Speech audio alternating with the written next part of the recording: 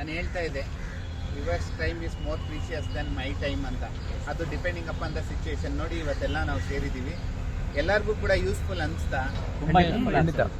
ಕೊನೆಗೆ ಏನು ಯೂಸ್ಫುಲ್ ಇಲ್ಲ ಅಂದ್ರೆ ತಿಂಡಿ ಚೆನ್ನಾಗಿತ್ತಾ?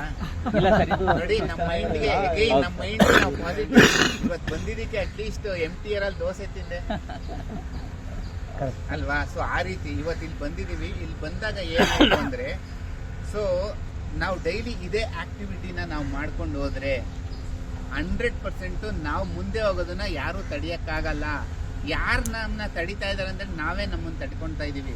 ಇವತ್ತು ಫಾರ್ ಎಕ್ಸಾಂಪಲ್ ನಾವು ಎಷ್ಟು ಜನ ಇಲ್ಲಿ ಸೇರಿದೀವಿ, ಪ್ರತಿಯೊಬ್ಬರೂ ಕೂಡ ನಿಮಗೆ ನೀವೇ ಕೇಳ್ಕೊಂಡ್ರೆ ಇವತ್ತು ಸ್ಪೆಷಲ್ ಅನಿಸ್ತು ನಿಮಗೆ.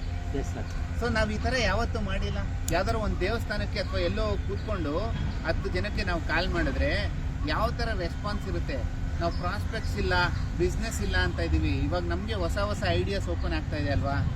ಅಲ್ಲೂ ಬೇಡ ಸರ್, ID ಕಾರ್ಡ್ ಹಾಕೊಂಡು ಇಲ್ಲ 10 ಜನ ಕೂತ್ಕೊಂಡಿರ್ತಾರೆ. ಯಾಕಂದ್ರೆ ಒಳಗಡೆ ಇಲ್ಲ ಅಂತಂದ್ರೆ ಬೇರೆ ಕಡೆ ID ಕಾರ್ಡ್ ID ಕಾರ್ಡ್ ಹಾಕೊಂಡ್ರೆ ಹೌದು ಒಳ್ಳೆ ಪ್ಲೇಸು, ಆರಾಮಾಗಿ ಬಂದು ಮಾತಾಡ್ಬೋದು. ಇದೊಂದು ಆಪರ್ಚುನಿಟಿ ಅಂತ ನಮಗೆ ಗೊತ್ತಾಯ್ತಲ್ವಾ? ಇನ್ನೊಂದು ಇವತ್ತು ಬಂದಿದ್ದು ಏನು ನಮಗೆ ತುಂಬಾ ಯೂಸ್ಫುಲ್ ಆಯ್ತು ಅಂದ್ರೆ, ನಾವಿಲ್ಲಿ ಏನು ಡಿಸ್ಕಸ್ ಮಾಡ್ತಾ ಇದೀವಿ, ಒಬ್ಬ ವ್ಯಕ್ತಿ ಸಕ್ಸಸ್ಫುಲ್ ಆಗಿದ್ದಾನೆ, ಒಬ್ಬ ವ್ಯಕ್ತಿ ಫೇಲ್ಯೂರ್ ಆಗಿದ್ದಾನೆ ಅಂದ್ರೆ 2 ರೀಸನ್ನು. ಒಂದು, ಹೊರಗಡೆ ಫೇಲ್ಯೂರ್ ಇಲ್ಲ, ಮಾರ್ಕೆಟ್ ಚೆನ್ನಾಗೇ ಇದೆ, ನಮಗೆ ನಾವು ಫೇಲ್ಯೂರ್ ಆಗಿದ್ದೀವಿ. ನಮಗೆ ನಾವು ಪ್ರಶ್ನೆ, ಸಪೋಸ್ ಎಲಿಜಿಬಿಲಿಟಿ ಅಂತ ನೋಡ್ಕೊಬೇಕು. ಫಾರ್ ಎಕ್ಸಾಂಪಲ್ ನಾವು ದೊಡ್ಡ ಅಚೀವರ್ಸ್ನ ನೋಡ್ಕೊಂಡು ನಾವು ಅವ್ರು ಅಚೀವ್ ಮಾಡ್ತಾ ಇದ್ದಾರೆ ಅಂತ ನೋಡ್ತಾ ಇದೀವಿ ಬಿಟ್ರೆ ನಾವು ಯಾಕೆ ಅಲ್ಲಿ ಅಚೀವ್ ಮಾಡ್ತಾ ಇಲ್ಲ? ರೀಸನ್ ಏನು ಅಂದ್ರೆ, ಆ ವ್ಯಕ್ತಿ ಬೆಳೆದಿದ್ದಾನೆ ಅಂದ್ರೆ ಅವ್ನು ಚಿಕ್ಕದಿಂದ ಬೆಳೆದಿರ್ತಾನೆ ಬಿಟ್ಟು ಒಂದೇ ಸತಿ ಮೇಲೆ ಹೋಗಿರಲ್ಲ. ಒಂದೇ ಸತಿ ಮೇಲೆ ಹೋಗಿರೋಂಥ ವ್ಯಕ್ತಿ ಯಾವತ್ತೂ ಅಲ್ಲಿ ಇರೋಕ್ಕಾಗಲ್ಲ, ಕೆಳಗೆ ಬರಲೇಬೇಕು ಅಲ್ವಾ? ಯಾರು ಅಲ್ಲೇ ಸ್ಟೇಬಲ್ ಆಗಿದ್ದಾರೆ ಅಂದ್ರೆ ಅವರು ಆ ಗ್ರೌಂಡ್ ಲೆವೆಲ್ನ ಮೀರಿ ಮೇಲೆ ರೀಚ್ ಆಗಿರ್ತಾರೆ. ಸೊ ಅದಕ್ಕೋಸ್ಕರ ಇವತ್ತಿಂದ ನಮ್ಮ ಲೈಫಲ್ಲಿ ಒಂದು ಡಿಸಿಪ್ಲಿನ್ ಅಂತ ತಿಳ್ಕೊಳ್ಳೋಣ. ಡಿಸಿಪ್ಲಿನ್ ಏನು ಅಂದರೆ, ನಾನು ಡೈಲಿ ಇಷ್ಟು ಕಸ್ಟಮರ್ಸಿಗೆ ನಾನು ಮಾತಾಡ್ತೀನಿ. ವಿಕ್ರಮ್ ಸರ್ ಹೇಳಿರಂಗೆ ನಾವು ಅಪಾಯಿಂಟ್ ಮಾಡ್ಕೊಳ್ಳೋಣ, ನೋ ಪ್ರಾಬ್ಲಮ್. ಬಟ್ ಅವ್ರು 100 ಜನಕ್ಕೆ ಕಾಲ್ ಮಾಡಿ, ಅವ್ರು 100 ಜನ ಕಾಲ್ ಮಾಡೋಕ್ಕೂ ನಾವು 10 ಜನ ಕಾಲ್ ಮಾಡೋಕ್ಕೂ ಡಿಫ್ರೆನ್ಸ್ ಇದೆಯಾ? 100% ಡಿಫ್ರೆನ್ಸ್ ಇದೆ. ಯಾಕಂದರೆ ಅದು ನಮ್ಮ ಕೆಲಸ. ನಮ್ಮ ಕೆಲಸ ಅಂದಾಗ ನಾವು ತುಂಬ ಅಚ್ಚುಕಟ್ಟಾಗಿ ಮಾಡ್ತೀವಿ. ಇನ್ನೊಬ್ರ ಕೆಲಸ ನಮಗೆ ಮಾಡಕ್ಕೆ ಹೇಳಿದ್ರು ಕೂಡ ನಾವು ಅಷ್ಟು ಇಂಟ್ರೆಸ್ಟ್ ತೋರ್ಸಕ್ ಆಗಲ್ಲ. It's A human tendency. ಇದೇನು ಮ್ಯಾಜಿಕ್ ಲಾಜಿಕ್ ಅಲ್ಲ. ನಮ್ಮ ಕೆಲಸನ ನಾವು ಚೆನ್ನಾಗಿ ಮಾಡ್ತೀವಿ, ಬಿಕಾಸ್ ಅದರಿಂದ ನಮ್ಗೆ ಅವಶ್ಯಕತೆ ಇದೆ. ಸೊ ಈ ರೀತಿ ಇರೋದು. ನಾನು ಈಗ ಇನ್ನೊಂದೇನೇ ಕೇಳಿದೆ ಅಂದರೆ, ನಾವು MDRT ಬಂದಾಗ ಕೆಲವ್ರು ನಮ್ಗೆ ತುಂಬ ಜಾಸ್ತಿ ಇದೆ, ಬರೀ 9 ಜನ ಇದೆ, 9 ದಿನ ಅನ್ನೋದಕ್ಕೆ ಬಿಟ್ಬಿಟ್ರೆ ನಾವೇನು ಮಾಡ್ಕೊಬೇಕಂದ್ರೆ, ಡೈಲಿ ನಾವು 8 ಅವರ್ಸ್ ನಿದ್ದೆ ಮಾಡ್ತಾ ಇದ್ದೀವಿ ಅಂದರೆ 6 ಅವರ್ಸ್ ಅಷ್ಟೇ ನಿದ್ದೆ ಮಾಡಬೇಕು.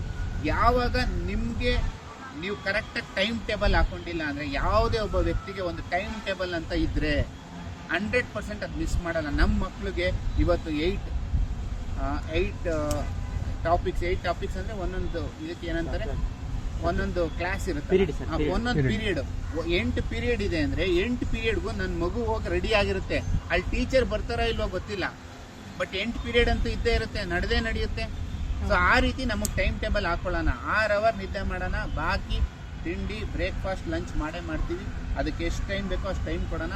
9 ದಿನ ಮಾತ್ರ ನಮ್ಗೇನು ಕಾಣಿಸ್ತಾ ಇಲ್ಲ, ಬರೀ MDRT ಅನ್ನೋದು ಮಾತ್ರ ನಮ್ಮ ತಲೆಯಲ್ಲಿ ಕಾಣಿಸ್ತಾ ಇದೆ. ಮಾಡ್ತೀವಿ ಅಂದರೆ ಭಗವಂತ ಸಪೋರ್ಟ್ ಮಾಡ್ತಾನೆ. 31st ರಾತ್ರಿ 12 ಗಂಟೆ ತನಕನೂ ಟೈಮ್ ಇದೆ. 31ನೇ ತಾರೀಕು ರಾತ್ರಿ 12 ಗಂಟೆಗೆ ನೀವು ಚೆಕ್ ತೊಗೊಂಬಂದರೂ ಕೂಡ ನಿಮಗೆ ಮೆಡಿಕಲ್ ಕಂಪ್ಲೀಟ್ ಮಾಡೋಕ್ಕೆ 7 ದಿನ ಟೈಮ್ ಇರುತ್ತೆ.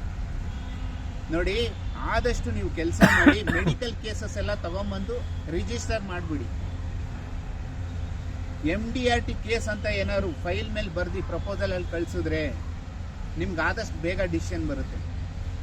ನೋಡಿ, ಪ್ರತಿ 1 ಮಿನಿಟ್ಗೂ ನೀವು ವ್ಯಾಲ್ಯೂ ಮಾಡ್ಕೊಂಡು ಹೋದ್ರೆ 100% MDRT ಆಗೇ ಆಗ್ತೀರಾ. ನಿಮ್ಮ ಎಫರ್ಟ್ಸ್ ಇಲ್ಲ, ಫೇಲ್ಯೂರ್ ಆಗಕ್ಕೆ ನಾವೇ ಕಾರಣ. ಇವನ್ ನಾನು ಫೇಲ್ಯೂರ್ ಆಗ್ತಾ ಇದ್ರೆ ನಾನೇ ಕಾರಣ ಬಿಟ್ಟರೆ ಅದಕ್ಕೆ ಹೊರಗಡೆ ಯಾರು ಕಾರಣ ಅಲ್ಲ. ಹೊರಗಡೆ ಇರ್ಬೋದು, ಹೊರಗಡೆ ಫೇವರು ಇದೆ, ಅನ್ಫೇವರು ಇದೆ.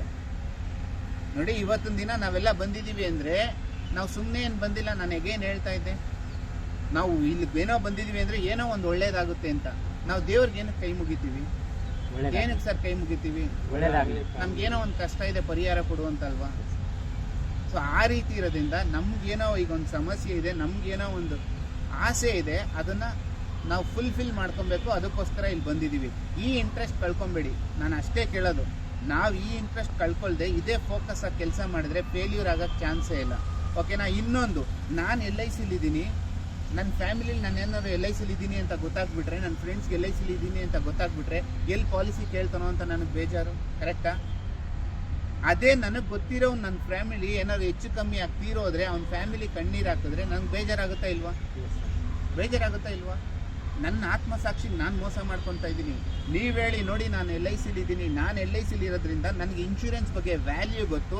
ನನಗೆ ಗೊತ್ತಿರೋರು ಹೆಚ್ಚು ಕಮ್ಮಿ ಆಗ್ತಿರೋದಾಗ ಅವ್ರ ಫ್ಯಾಮಿಲಿ ಕಣ್ಣೀರು ಹಾಕ್ತಾರೆ ಅಂದರೆ ಅದು ನನಗೆ ಇಷ್ಟ ಇಲ್ಲ. ಎಲ್ಲೋ ನನ್ನ ಕೆಲಸಕ್ಕೆ ನಾನು ಜಸ್ಟಿಫೈ ಮಾಡ್ತಾ ಇಲ್ಲ. ನಾನೆಲ್ಲೋ ಒಂದು ಕಡೆ ನಾನು ಪೊಲೀಸ್ ಆಗಿದ್ದೀನಿ ಅಂತ ನನಗೆ ಗೊತ್ತಿರೋರು ಏನಾದ್ರು ಸಮಸ್ಯೆಯಲ್ಲಿದ್ದು ಅವ್ರಿಗೆ ಅಸಿಸ್ಟೆನ್ಸ್ ಬೇಕು ಅಂದರೆ ನಾನು ಮಾಡ್ತೀನೋ ಇಲ್ವೋ? ನನಗೆ ಹುಷಾರಿಲ್ಲ ಅಂದರೆ ನನ್ನ ಫ್ಯಾಮಿಲಿ ಡಾಕ್ಟ್ರಿಗೆ ನಾನು ಕೇಳ್ತೀನಲ್ವಾ? ಡಾಕ್ಟ್ರ್ ಹತ್ರ ಸಮಸ್ಯೆ ಕೇಳ್ತೀನಿ. ಹಂಗಿದ್ದಾಗ ನಮ್ದು ಇನ್ಶೂರೆನ್ಸ್ ಅಂತ ಬಂದಾಗ ಅವ್ರು ನಮ್ಮನ್ನು ಕಾಂಟ್ಯಾಕ್ಟ್ ಮಾಡಬೇಕು. ಒಂದೇನು ಹೇಳ್ತಾ ಇದ್ದೀನಿ, ಇನ್ಶೂರೆನ್ಸ್ ಅನ್ನೋದು ವ್ಯಾಲ್ಯೂ, ನಾವು ಅದಕ್ಕೆ ಇಂಪಾರ್ಟೆನ್ಸ್ ಕೊಡಬೇಕು. ಎರಡನೇದು ಮಕ್ಕಳ ಎಜುಕೇಷನ್ ಅಂತ ಬಂದಾಗ 52% ಜನ ಮಕ್ಕಳು ಹೈಯರ್ ಎಜುಕೇಷನ್ ಕೊಡೋಕ್ಕಾಗ್ತಾ ಇಲ್ಲ. ಮಕ್ಕಳು 90% ತೆಗೆದ್ರು ಕೂಡ ಯಾವ ಸ್ಕೂಲಲ್ಲಿ ಕಮ್ಮಿ ಫೀಸ್ ಸಿಗ್ತಾ ಇದೆ ಅಂತ ಹುಡುಕ್ತಾ ಇದ್ದೀವಿ. ಅದು ನಮ್ಮ ಫೇಲ್ಯೂರಾ, ಮಕ್ಕಳು ಫೇಲ್ಯೂರಾ ಸರ್? ನಮ್ಮದೇ ಫೇಲ್ಯೂರ್ ಅಲ್ವಾ? ಯಾಕೆ ಹಂಗೆ ಮಾಡ್ಕೊಬೇಕು? ಸೊ ನನ್ನ ಮಕ್ಕಳನ್ನ ಸೇರಿಸೋವಂಥ ಕಾಲೇಜಲ್ಲಿ ಸರಿಯಾಗಿ ಟೀಚರ್ಸ್ ಇಲ್ಲ. ಅಲ್ಲಿ ನಾನು ಎಕ್ಸ್ಪೆಕ್ಟ್ ಮಾಡ್ತಾ ಇದ್ದೀನಿ ನನ್ನ ಮಗುಗೆ ಒಳ್ಳೆ ಭವಿಷ್ಯ ಸಿಗಬೇಕು ಅಂತ. ಎಲ್ಲಿ ಸಿಗುತ್ತೆ? ಅದೇ ದುಡ್ಡಿರೋರು ಮಕ್ಕಳು ಕಮ್ಮಿ ಮಾರ್ಕ್ಸ್ ತೆಗೆದ್ರು ಇಲ್ಲಿ ತೊಗೊಂಡೋಗಿ ಎಜುಕೇಷನ್ ಕೊಡ್ತಾ ಇದ್ರೆ ಅವ್ರ ಮಕ್ಕಳು ಪಿಕಪ್ ಆಗಿ ಒಂದು ದೊಡ್ಡ ಸಾಧನೆ ಮಾಡ್ತಾರೆ. ನನ್ನ ಮಗು ಇಲ್ಲಿರೋದನ್ನ ನಾನು ಇಲ್ಲಿ ಕರ್ಕೊಂಡು ಬರ್ತಾ ಇದ್ದೀನಿ, ನಾನು ಇಲ್ಲಿರೋದನ್ನ ಇಲ್ಲಿ ಕರ್ಕೊಂಡು ಹೋಗ್ಬೇಕು ಬಿಟ್ರೆ ಇಲ್ಲಿರೋದನ್ನ ನಾನೇ ಡಿಮೋಟಿವೇಟ್ ಮಾಡ್ತಾ ಇದ್ದೀನಿ. ತಪ್ಪು. ಇಷ್ಟೆಲ್ಲ ಕಷ್ಟಪಟ್ಟು ದುಡಿತಾ ಇದ್ದೀನಿ, ನಂಗೆ ರಿಟೈರ್ಮೆಂಟ್ ಆದಮೇಲೆ ದುಡ್ಡಿಲ್ಲ. ಎಷ್ಟೊಂದು ಜನ ಬಿಸ್ನೆಸ್ ಮೆನ್ ಮಾಡ್ತಾ ಇರೋದು ಇದೇ ತಪ್ಪು. ಚೆನ್ನಾಗಿ ಬಿಸ್ನೆಸ್ ಅರ್ನ್ ಮಾಡಿಬಿಡ್ತಾರೆ, 60 ವರ್ಷಕ್ಕೆ ಮಕ್ಳಿಗೆ ಬಿಸ್ನೆಸ್ ಕೊಟ್ಬಿಟ್ಟು ಮನೇಲಿ ಇದ್ಬಿಡ್ತಾರೆ. 5 ಬೆಳಗ್ಗೆ 5 ಉಂಗುರ ಹಾಕಿರ್ತಾರೆ, ವಜ್ರದ್ದು ವಾಚ್ ಹಾಕಿರ್ತಾರೆ, ಬಟ್ ಜೋಬಲ್ಲಿ ಕಾಸಿರಲ್ಲ, ಲಿಕ್ವಿಡಿಟಿ ಇರಲ್ಲ ಅವ್ರ ಹತ್ರ. ಪ್ರೆಸ್ಟೀಜು, ಯಾರನ್ನೂ ದುಡ್ಡು ಕೇಳಲ್ಲ, ನೋಡೋಕೆ ಚೆನ್ನಾಗೇ ಇರ್ತಾರೆ. ಇಷ್ಟಪಟ್ಟು ಏನಾದ್ರು ತಿನ್ನಬೇಕು ಅಂದರೆ ದುಡ್ಡಿರಲ್ಲ, ಏನಾದ್ರು ಮೆಡಿಸಿನ್ಸ್ ಬೇಕು ಅಂದರೆ ಮಕ್ಳ ಮೇಲೆ ಡಿಪೆಂಡ್ ಆಗ್ತಾರೆ. ಅದಕ್ಕೋಸ್ಕರ ನಾವು ಸೊಸೈಟಿಲಿ ಈ ಒಂದು ನಾಲೆಡ್ಜ್ನ ಇಂಪ್ಯಾಕ್ಟಾಗಿ ಹೇಳಬೇಕು. ನಿಮಗೆ ನಾಳೆ ದಿನ ರಿಟೈರ್ ಆದಮೇಲೆ ನಿಮಗೆ ದುಡ್ಡು ಬೇಕಾಗುತ್ತೆ, ಯಾರನ್ನೂ ನೀವು ಕೈ ಇಡಬೇಡಿ. ರಿಟೈರ್ಮೆಂಟ್ ಲೈಫ್ ಅನ್ನೋದು ಸೆಲೆಬ್ರೇಷನ್ ಆಫ್ ಲೈಫ್. ನಿಮಗೆ ದುಡಿಬೇಕಾದ್ರೆ ಏನೇನು ನಿಮಗೆ ಕನ್ಸ್ಕೊಳ್ಳಿತ್ತು ಅದನ್ನು ನನ್ಸು ಮಾಡ್ಕೊಳಕ್ಕಾಗಲಿಲ್ಲ, ಅದನ್ನು ನೀವು ನನ್ಸು ಮಾಡ್ಕೊಳ್ಳೋ ಅಂತ ಒಂದು ಟೈಮೇ ರಿಟೈರ್ಮೆಂಟು. ನಿಮಗೆ ಫಾರಿನ್ಗೆ ಹೋಗ್ಬೇಕಾ ಹೋಗಿ, ನಿಮ್ಗೆ ಏನೇ ಬೇಕಾದರೂ ಬೈ ಮಾಡಬೇಕಾ ಬೈ ಮಾಡಿ. ಸೊ ಈ ಥರ ಮಕ್ಕಳು ಎಜುಕೇಷನ್ ಅಂತ ಬಂದಾಗ LIC is the best option sir. ಯಾವುದೂ ಇಲ್ಲ, LIC ಮುಂದೆ ಎಲ್ಲ ಝೀರೋ.